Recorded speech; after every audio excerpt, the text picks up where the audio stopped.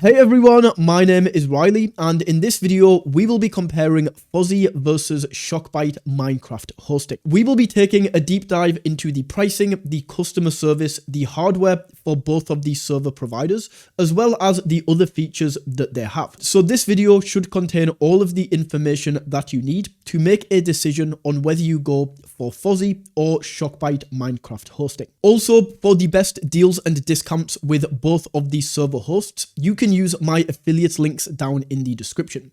These are affiliate links, meaning that if you do sign up using those links, I will earn a small commission at no extra cost to you. However, this does not affect the review in any way, as I'm only going to be giving you the facts and features rather than a biased personal opinion. So jumping right into this, and the first thing that we can take a look at right here is going to be the price. Essentially, the brass tacks of this and what we are going to find is Fozzy has slightly better hardware, but is quite a bit more expensive, whereas Shockbyte is a little bit cheaper and the hardware is a little bit worse. But to jump right into this, we can see that on Fozzy right here, we have iron, we have gold, and we have diamond. And as a default, without configuring any of these come with 2, 6, and 14 gigabytes of RAM. Now, if we compare this right here, we have iron with 2 gigabytes of RAM, and this is $8 per month. Whereas if we go to Shockbyte right here and we have 2 gigabytes of RAM, this is actually for specifically 2 gigabytes of RAM, relatively the same price. Because essentially the way this works is this price right here is usually for the first month. Right now, they have this deal on, which gives you this price recurring, but this is not usually the offer that they have on, so we are just going to ignore this for now, because this might not be on by the time you are watching this video, and just take this for the standard price that they have. So for 2 gigabytes of RAM, this is actually around the same price at $8 per month. But if we move up right here to gold, we can see this is going to be $29 for 6 gigabytes of RAM. Whereas if we go to Shockbyte right here, we can see the first month is $16 for the 6 gigabytes of RAM. However, it then goes up to $24. So for the exact same RAM, on Shockbyte, we pay $24. On Fozzy, we are going to be paying $29 per month. And then if you want something crazy like Diamond, we have right here. This is 40 gigabytes of RAM. Honestly, you will never need this unless you are running some absolutely crazy server. I don't even think Shockbyte has this. If we go to Shockbyte, yes, 16 gigabytes of RAM is the maximum that they have. So for the very small people that actually need a crazy massive server with 40 gigabytes of RAM, then Fozzy is going to be the only option. But if we do go and turn this up a little bit more, as an example, if we add an extra 2 gigabytes of RAM to this and make this 8 gigabytes of RAM, we can see that this is going to be $42 per month over here on Fozzy. Whereas if we go to Shockbyte and we go to the 8 gigabytes of RAM, significantly cheaper at just $32 per month as the average monthly recurring price. So all in all, if you need a super small Minecraft server over here at 2 gigabytes, it's probably going to be better off going with Fozzy, as with Fozzy, it's the same price. And as I say, the hardware is a little bit better. But as soon as we go up, I would say past 4 gigabytes of RAM into this range right here, it is going to be cheaper to go with Shockbyte. Now, the next thing to look at is going to be the server hardware between these two. So if we go to Fozzy right here, we can see that with all of these CPUs are going to be 5 gigahertz, the clock speed.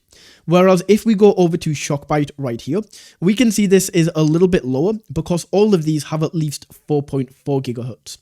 With some, it can go above. For example, if you get a server with this Intel Xeon right here, this is a 5 gigahertz speed. But for most of these, it's going to be around 4.8 to 4.4. So a little bit worse specs, not a crazy amount, especially for the price difference. Now, the next thing to touch on is customer service. And this is a huge difference between these two tools. Because Shockbyte has absolutely incredible customer service, where if you have any issues, we can go straight over to Shockbyte right here. Click on this icon and we can start a new conversation. I'm just going to enter in these details right here. So we can enter that in and then click on start chat. And immediately we are going to be put through to somebody. Now the speed of this response, I think this is AI right here. So in here, I'm just going to say agent because I really don't want to be speaking to AI. And we can see right now that we are actually being transferred to a live agent.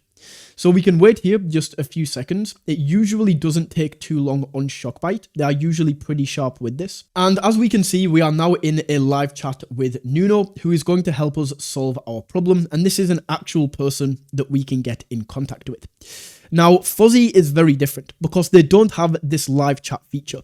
If we want to get help with Fozzy and we want them to help us with our issue, we can look for the Fozzy customer service right here, and they only give us these options.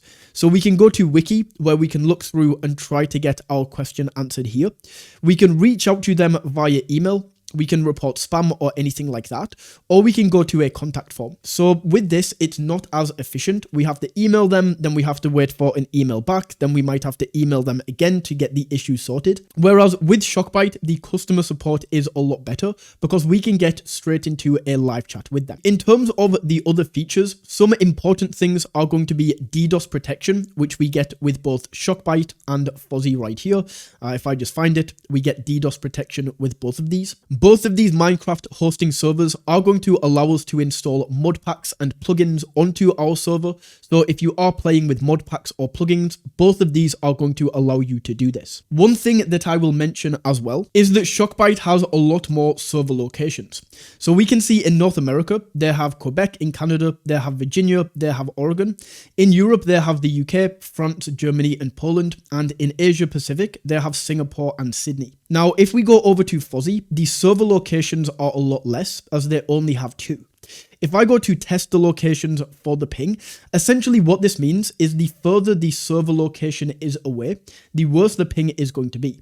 As we can see right here, I'm in the UK, pretty close to the Netherlands, so the ping in Netherlands is fantastic, but I'm very far away from the US, so my ping to the US server is not going to be very good. So with that being said, the fact that Shockbyte have more server locations, what you will generally find is that with Shockbyte, no matter where you are probably going to have better ping when you are playing Minecraft. So those are the main differences between Fozzy and Shockbyte when choosing which server provider to go for with your Minecraft hosting. Remember, to get the best deals and discounts, you can use my affiliate links in the description.